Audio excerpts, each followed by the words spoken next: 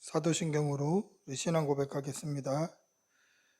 나는 전능하신 아버지 하나님 천지의 창조주를 믿습니다. 나는 그의 유일하신 아들 우리 주 예수 그리스도를 믿습니다. 그는 성령으로 잉태되어 동정녀 마리아에게서 나시고 본디오 빌라도에게 고난을 받아 십자가에 못 박혀 죽으시고 장사된 지 사흘 만에 죽은 자 가운데서 다시 살아나셨으며 하늘에 오르시어 전능하신 아버지 하나님 우편에 앉아 계시다가 거기로부터 살아있는 자와 죽은 자를 심판하러 오십니다. 나는 성령을 믿으며 거룩한 공교회와 성도의 교제와 죄를 용서받는 것과 몸의 부활과 영생을 믿습니다. 아멘. 사랑의 아버지 하나님, 오늘도 이렇게 주의 전에 나와 말씀 앞에 설 수 있게 해주신 은혜 감사합니다. 오늘 특별히 여호수아서 7장 8장의 말씀으로 아간의 범죄에 대해서 우리가 말씀을 집중하여 볼 때 하나님 우리 안에 있는 죄를 깨닫게 하여 주시고 예수 그리스도의 십자가 보혈 앞에 우리의 죄를 회개하며 하나님 앞에 다시 정결하게 서는 귀한 성도들 다 되게 하여 주시옵소서.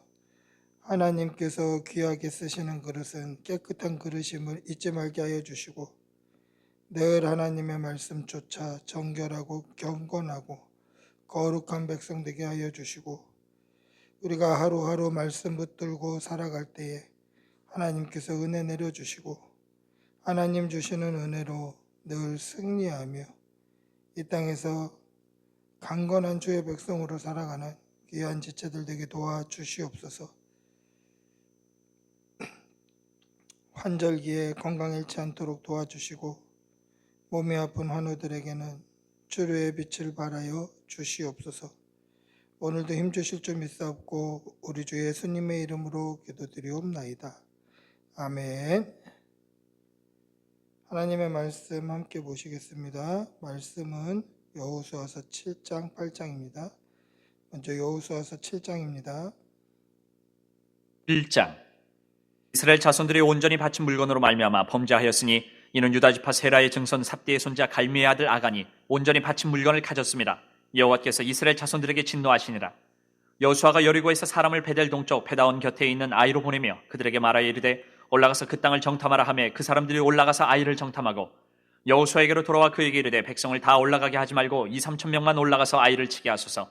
그들은 소수이니 모든 백성을 그리로 보내어 수고롭게 하지 마소서 하므로 백성 중 3,000명쯤 그리로 올라갔다가 아이 사람 앞에서 도망하니 아이 사람이 그들을 36명쯤 쳐 죽이고 성문 앞에서부터 스바림까지 쫓아가 내려가는 비탈에서 쳤으므로 백성의 마음이 녹아 물같이 된지라. 여호수아가 옷을 찢고 이스라엘 장로들과 함께 여호와의 궤 앞에서 땅에 엎드려 머리에 티끌을 뒤집어 쓰고 저물도록 있다가 이르되 슬프도소이다. 주 여호와여 어찌하여 이 백성을 인도하여 요단을 건너게 하시고 우리를 아모리 사람의 손에 넘겨 멸망시키려 하셨나이까. 우리가 요단 저쪽을 만족하게 여겨 거주하였다면 좋을 뻔하였나이다.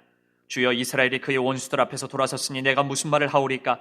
가나안 사람과 이 땅의 모든 사람들이 듣고 우리를 둘러싸고 우리 이름을 세상에서 끊으리니 주의 크신 이름을 위하여 어떻게 하시려 하나이까 하니 여호와께서 여호수아에게 이르시되 일어나라. 어찌하여 이렇게 엎드렸느냐. 이스라엘이 범죄하여 내가 그들에게 명령한 나의 언약을 어겼으며 또한 그들이 온전히 바친 물건을 가져가고 도둑질하며 속이고 그것을 그들의 물건들 가운데 두었느니라. 그러므로 이스라엘 자손들이 그들의 원수 앞에 능히 맞서지 못하고 그 앞에서 돌아섰나니 이는 그들도 온전히 바친 것이 됨이라. 그 온전히 바친 물건을 너희 중에서 멸하지 아니하면 내가 다시는 너희와 함께 있지 아니하리라. 너는 일어나서 백성을 거룩하게 하여 이르기를 너희는 내일을 위하여 스스로 거룩하게 하라. 이스라엘의 하나님 여호와의 말씀에 이스라엘아 너희 가운데 온전히 바친 물건이 있나니 너희가 그 온전히 바친 물건을 너희 가운데서 제하기까지는 내 원수들 앞에 능히 맞서지 못하리라. 너희는 아침에 너희의 지파대로 가까이 나오라. 여호와께 뽑히는 그 지파는 그 족속대로 가까이 나올 것이요 여호와께 뽑히는 족속은 그 가족대로 가까이 나올 것이요 여호와께 뽑히는 그 가족은 그 남자들이 가까이 나올 것이며 온전히 바친 물건을 가진 자로 뽑힌 자를 불사르되 그와 그의 모든 소유를 그리하라. 이는 여호와의 언약을 어기고 이스라엘 가운데서 망령된 일을 행하였음이라 하셨다 하라.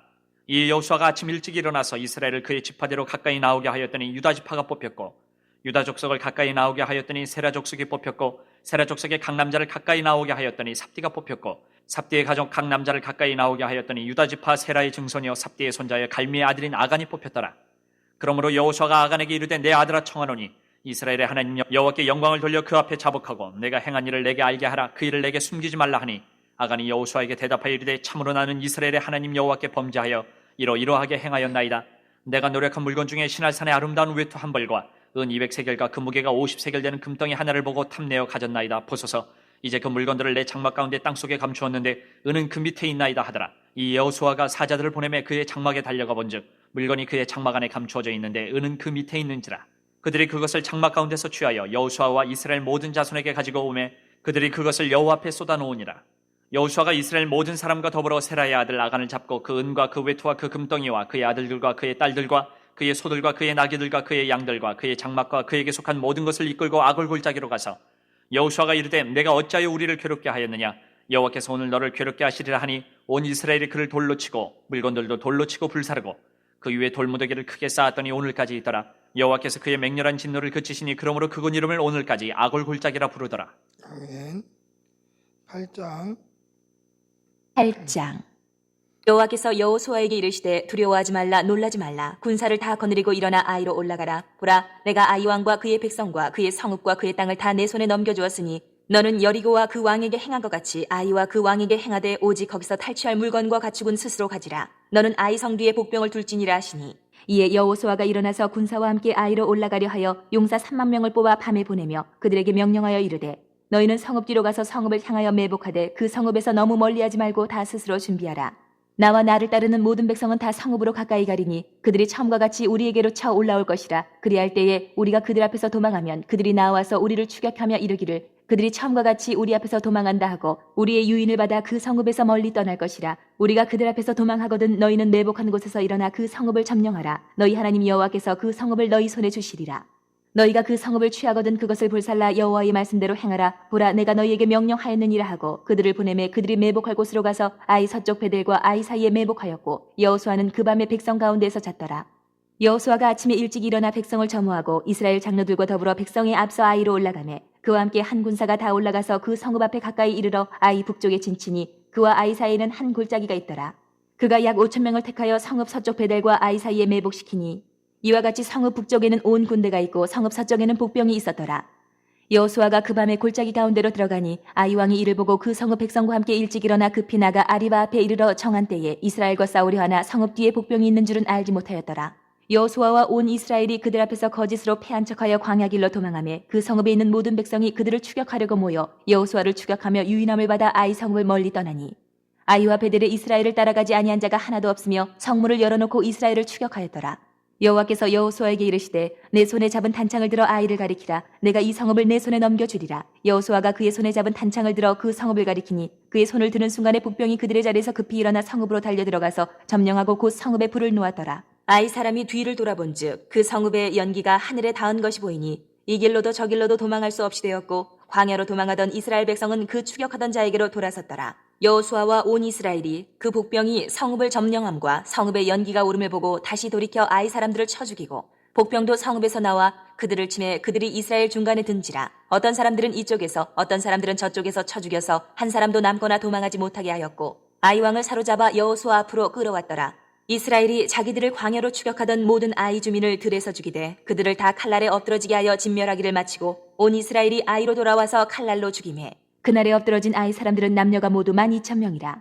아이 주민들을 진멸하여 바치기까지 여호수아가 단창을 잡아든 손을 거두지 아니하였고 오직 그 성읍의 가축과 노력한 것은 여호와께서 여호수아에게 명령하신 대로 이스라엘이 탈취하였더라.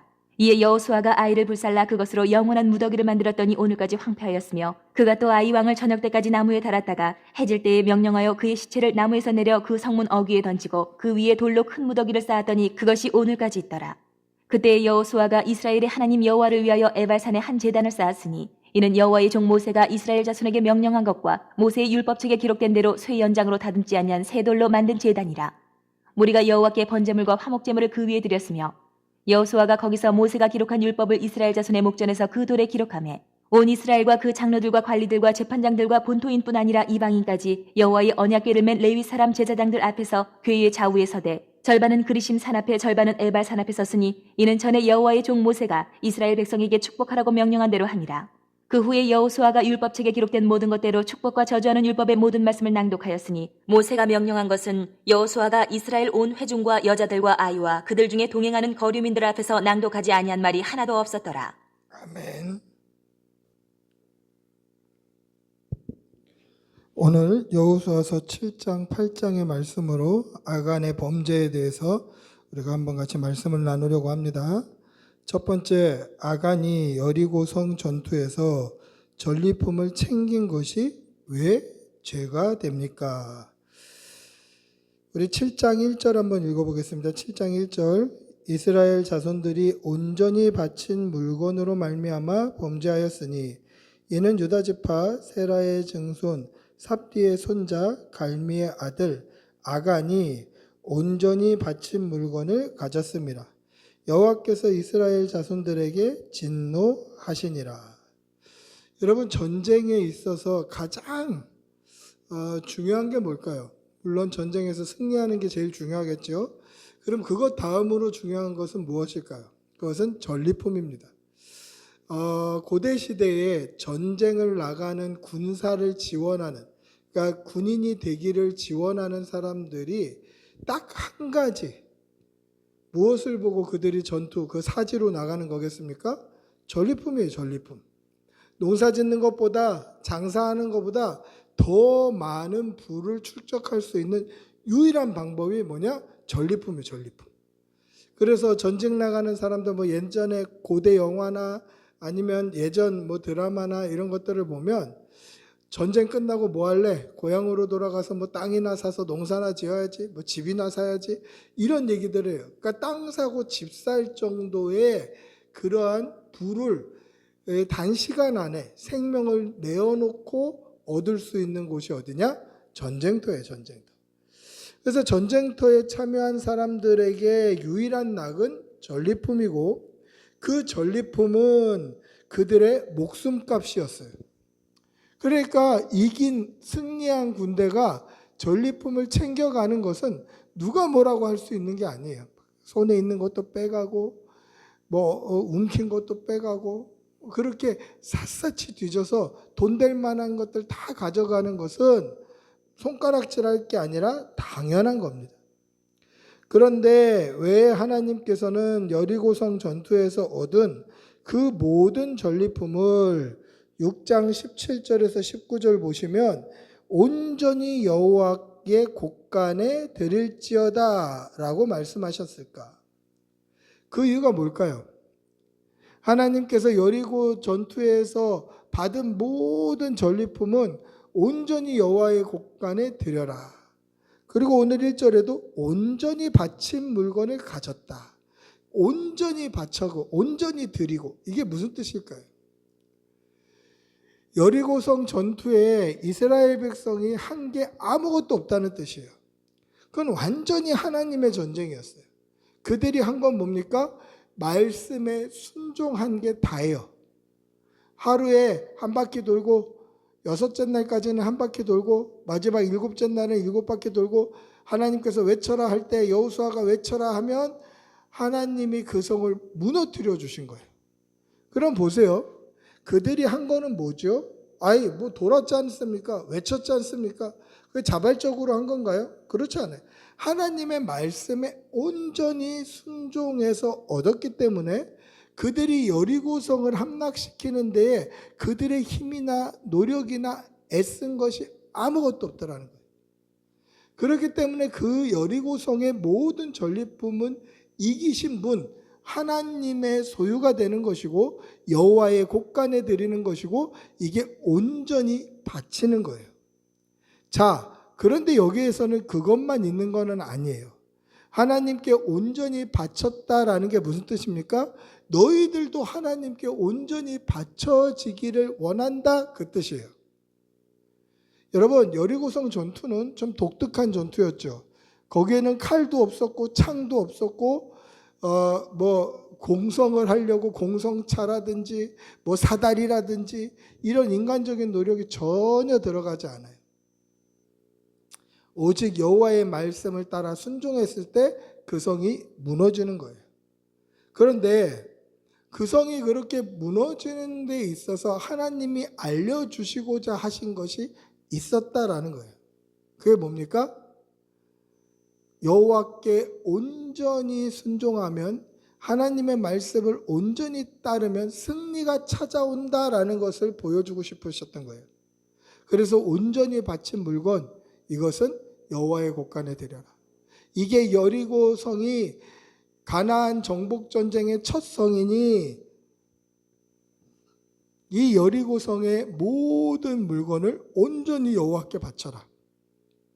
그 말씀 안에는 너희들도 온전히 여호와께 바친 바 되기를 원한다. 이게 하나님의 전쟁, 하나님이 함께 하시는 전쟁에서 승리할 수 있는 유일한 비결이에요. 하나님께서 그것을 가르쳐 주시려고 이 모든 물건, 전리품들을 여호와의 곳간에 채우라라고 말씀하셨습니다. 여리고성 전투는 약속의 땅 가나안 정복 전쟁에 어떻게 전쟁을 해야 되는지를 보여주는 첫 번째 모델이 되는 전쟁이었어요. 앞으로 이렇게만 하면 정복할 수 있다. 난공불락의 요새지만 하나님이 함께 하시니까 너희 한 사람도 다치거나 죽지 않고 이기지 않느냐. 그리고 이 모든 전리품을 여호와께 온전히 바침으로 너희도 하나님께 온전히 바친 바 되어서 이 전쟁, 이 가나안 정복을 마칠 때까지 하나님 손에 붙잡힌 바 되라고 하나님이 가르쳐 주신 것입니다.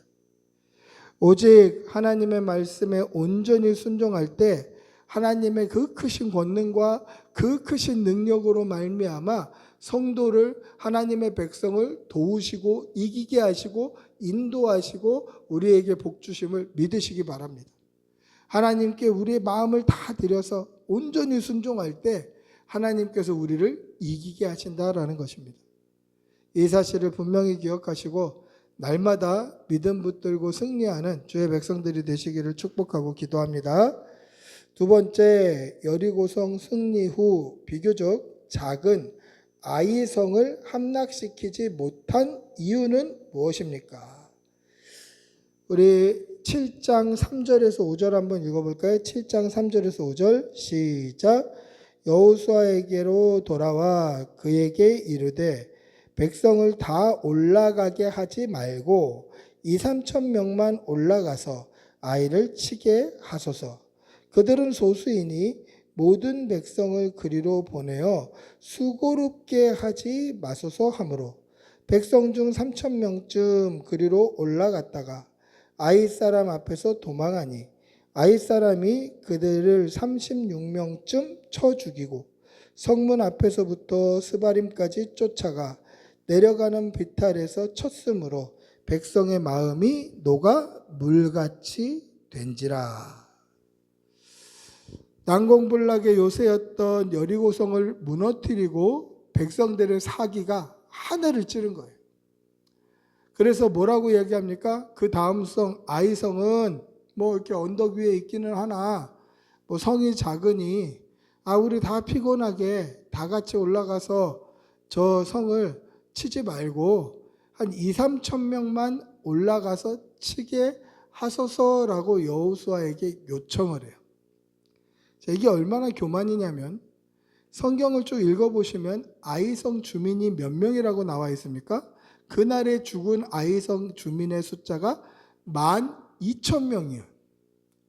그런데 어떻게 변변히 싸움도 안 해보고 400년 넘게 애굽에서 종으로 쭈구리 생활을 하고 40년 넘게 광야에서 그렇게 나그네 인생을 살았던 그 사람들이 무슨 전쟁을 할 수 있어서 2,000명, 2,000명만 올라가서 저 성을 점령합시다. 이런 교만함이 어디서 나올 수 있었습니까?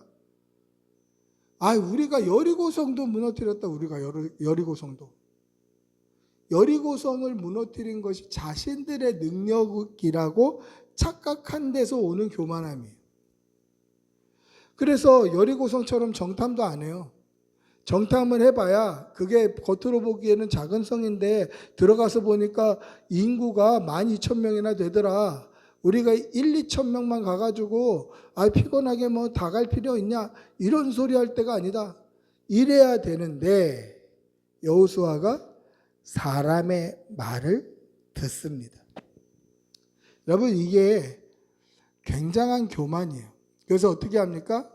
3,000명쯤 올려보내요. 지금 백성들이 요청한 건 뭡니까? 다 피곤하게 하지 말고 한 1, 2천 명만 올라가서 점령합시다. 그래? 1, 2천 명? 그럼 3천 명 보내지 뭐 3천 명. 요청한 것보다 더 보내요. 근데 이게 여호와의 말씀이던가요? 그들은 여호와께서 온전히 바친 바 되는 민족, 이것을 벌써 잊어버린 거예요. 하나님이 원하셨던 게 뭡니까? 온전히 바친 바 되어서 여호와의 말씀을 청종하는 거예요. 여호수아에게 하셨던 말씀이 뭡니까? 여호와의 율법 책을 떠나지 말게 해라. 여호수아에게 요청한 거예요. 율법책이 뭡니까? 말씀이에요. 말씀. 하나님의 말씀이 네 입에서 네 귀에서 너에게서 떠나지 말게 해라.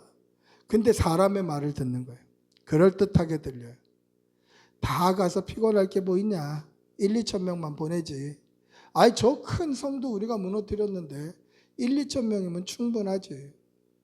근데 1, 2천 명이 아니라 3천 명쯤 보내면 될 줄 알았다라는 것입니다. 그럴듯한 사람의 말을 따른 것입니다.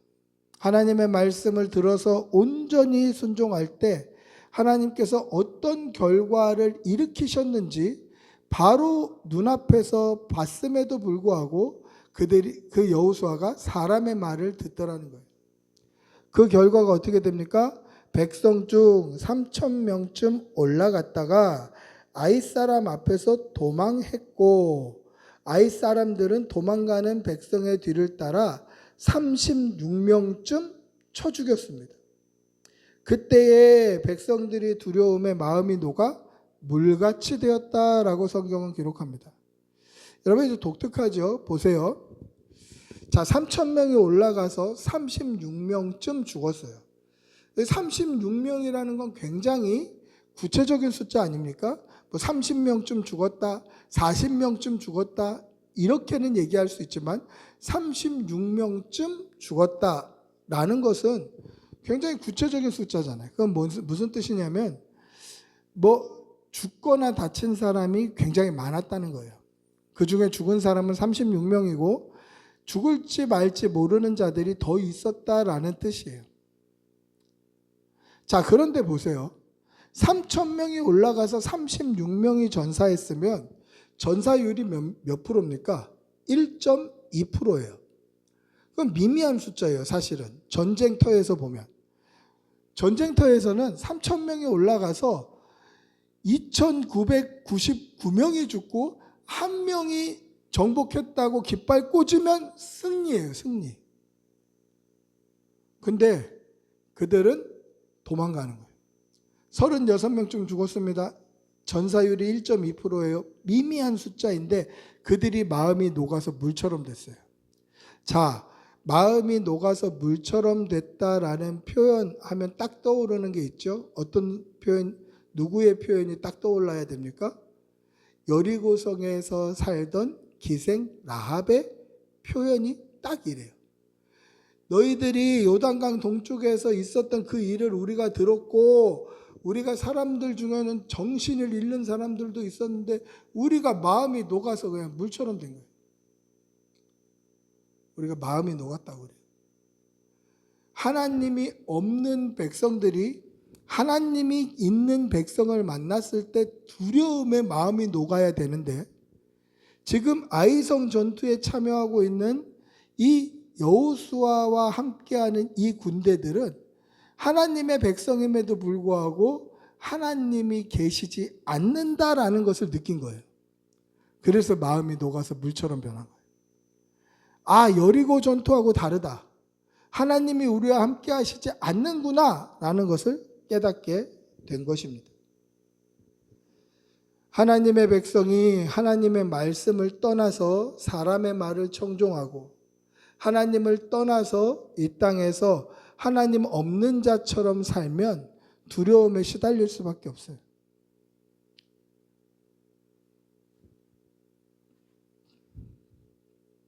하나님의 말씀에 온전히 순종하고 하나님께 온전히 바친 물건답게 나를 온전히 하나님께 드려서 믿음으로 순종하고 살아가는 주의 백성들이 되시기를 축복하고 기도합니다.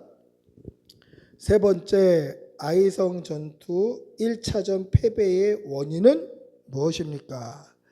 방금 이야기했던 게 1차전이에요. 그 1차전 패배의 원인은 무엇일까요?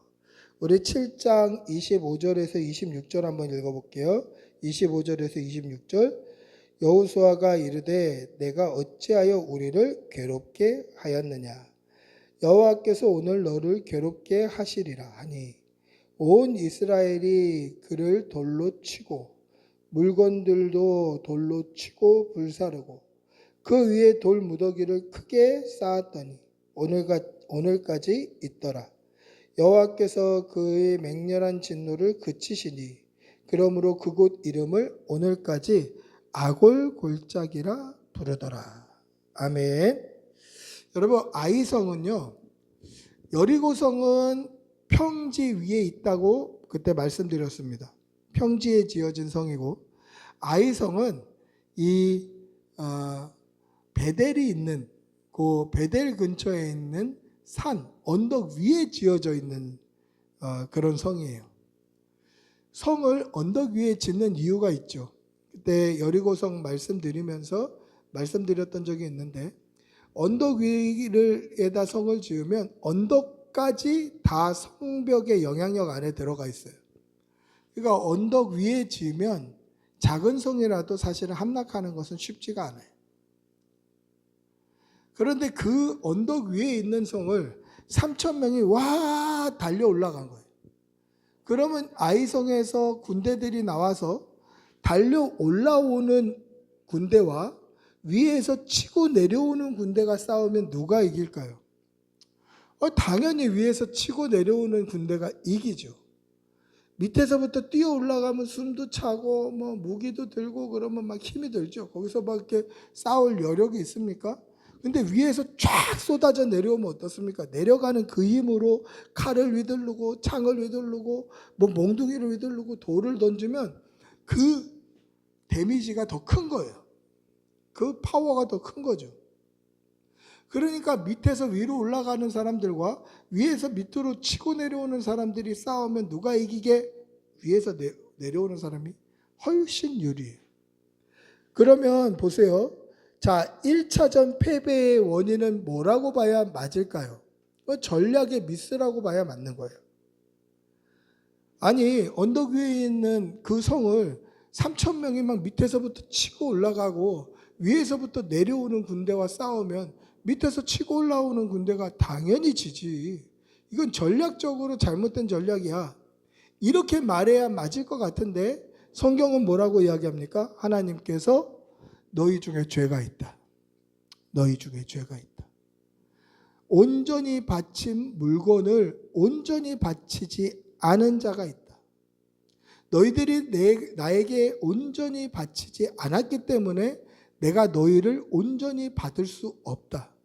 이 죄 문제 해결하지 않으면 나는 더 이상 너희와 함께하지 아니하시겠다고 하나님이 선포하셔요. 그 전략 전술의 패배가 아니라는 거예요. 그럼 패배의 원인이 뭡니까? 죄라는 거예요. 죄. 그 죄가 누구의 죄입니까? 아간의 범죄입니다. 아간이 하나님께 온전히 전리품을 다 여호와의 곳간으로 드리지 못하고 시날산의 아름다운 외투와 50세겔의 금덩어리 하나랑 200세겔의 은덩어리 하나를 정말 탐내어 숨긴 거예요. 하나님께 온전히 바치지 않은 거예요. 하나님께서 그 죄를 지적하십니다.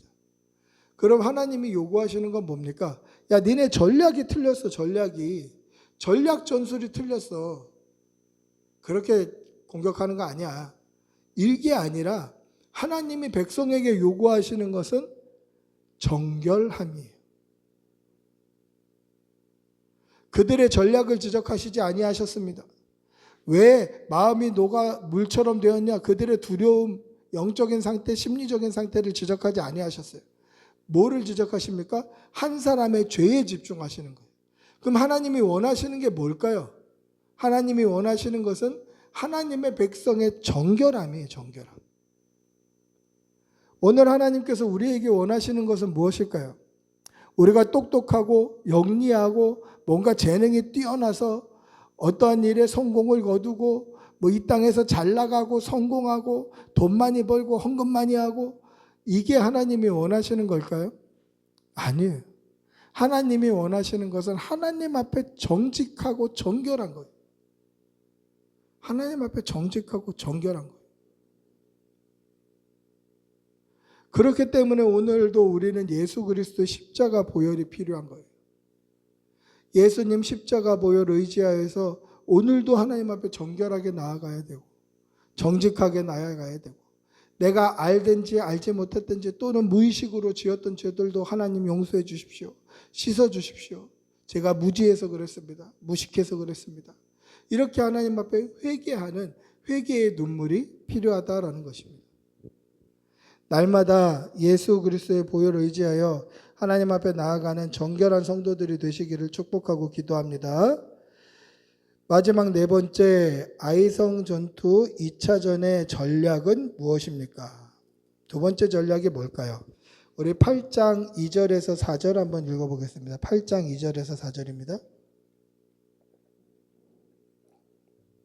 8장 2절에서 4절 같이 읽어보겠습니다.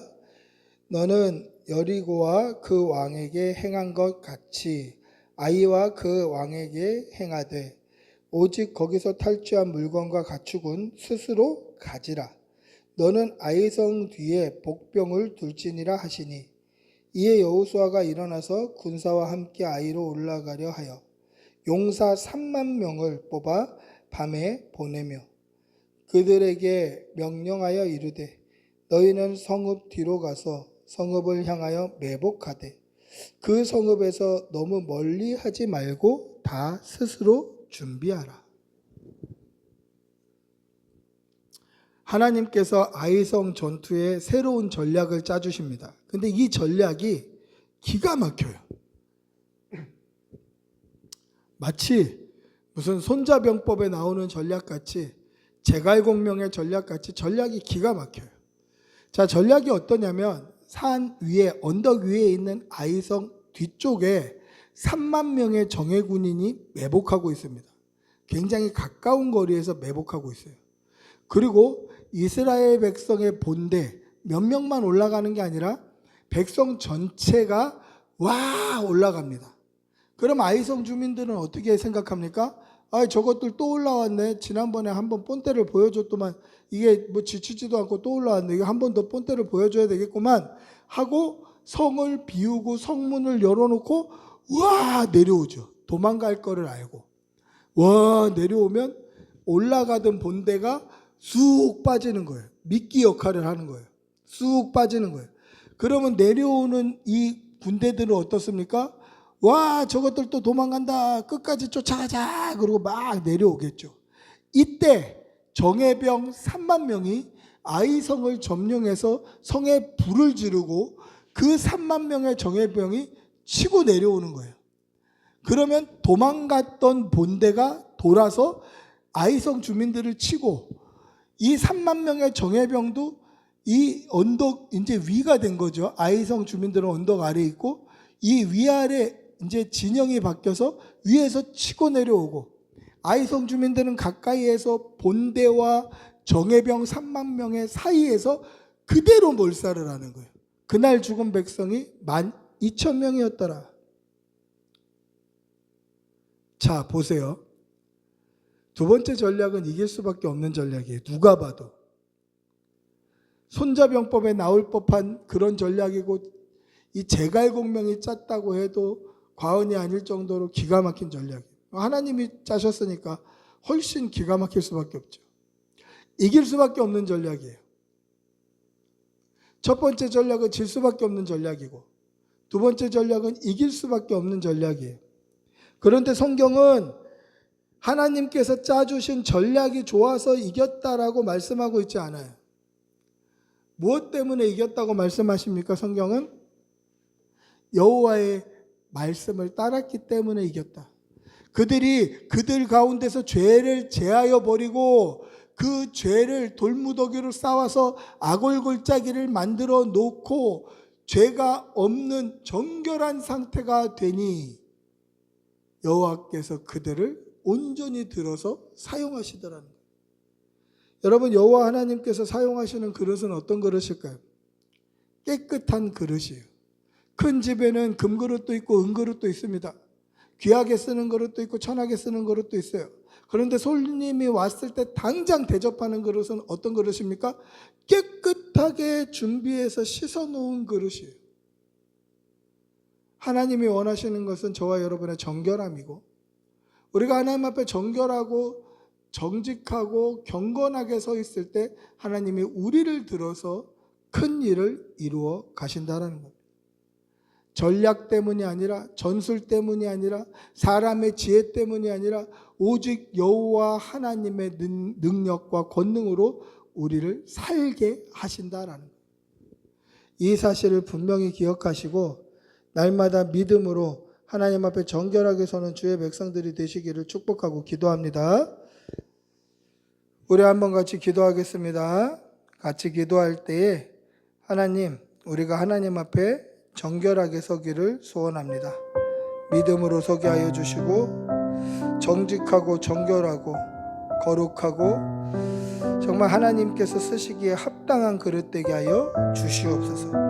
우리 주님의 이름 부르고 같이 기도하겠습니다. 주님, 인도하여 주시옵소서. 성령님 역사하여 주시옵소서. 믿음 주시옵소서. 하나님 정결케 하여 주시옵소서.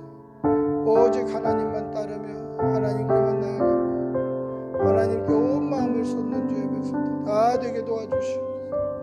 주님 도와주시옵소서. 성령님 함께하여 주시옵소서. 믿음으로 허락하여 주시옵소서. 하나님 앞에 진실하고 맡기로서 아버지 함께하여 주시옵소서. 감사합니다. 아버지